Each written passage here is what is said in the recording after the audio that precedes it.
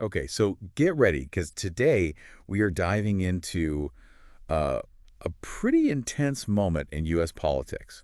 Buckle up. Yeah. You guys sent in some news clippings about a potential government shutdown Uh-oh. during the Trump presidency. And specifically, we're looking at this moment when the House reject his plan to fund federal operations Right. and suspend the debt ceiling with just 1 day to go before the deadline. Yikes. So before we get into all the details, let's just, level set, make sure everyone's on the same page about this whole debt ceiling concept. Sure. So basically, it's like a legal limit, right, on how much debt Yeah. the U.S. government can have. Uh-huh. And when we hit that limit, Congress has to either raise the limit or like temporarily suspend it so the government can keep paying its bills. Right. Keep the lights on, Exactly. essential services and all that. Exactly. So it's kind of like a credit card limit almost. Yeah, yeah. You max out your card, you got to either pay it down or get a higher limit. Exactly. And in this case, it's Congress. It's kind of holding yeah. a credit card. Right. And they're not always so quick to just raise the limit. Right. There's a lot of political wrangling that goes on there. Absolutely. So this situation, with Trump and the House, it really highlights that tension. You've got the incoming president trying to push his agenda, and then you've got the House Speaker, Mike Johnson, who, even though he's from the same party, he's not just gonna roll over. Right. Your clippings actually say that Johnson was really working hard trying to find some kind of compromise. Yeah, sounds like he was burning the midnight oil trying to avert this shutdown. Which makes you wonder, like, what were the sticking points that made the House reject Trump's plan in the first place?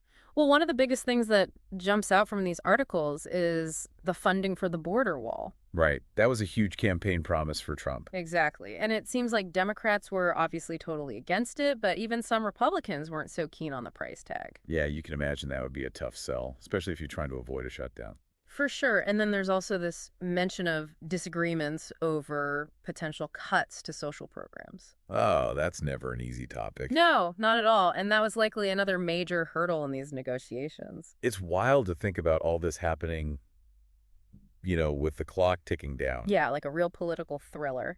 The articles make it sound super intense, like everyone's scrambling trying to figure something out. High stakes for sure. And, it's not just about the political drama either. Right. There are real consequences if the government actually shuts down. Exactly. Your clippings mentioned some of them, like national parks closing, passport processing delays. Oh, wow. So like everyday things people rely on. Exactly. And then you have the potential economic fallout, market instability, the cost of restarting government services. It can get messy. So it's like a ripple effect, huh? Totally. And the longer it goes on, the worse it gets. So with all that in mind, do you think Johnson ended up siding with his party?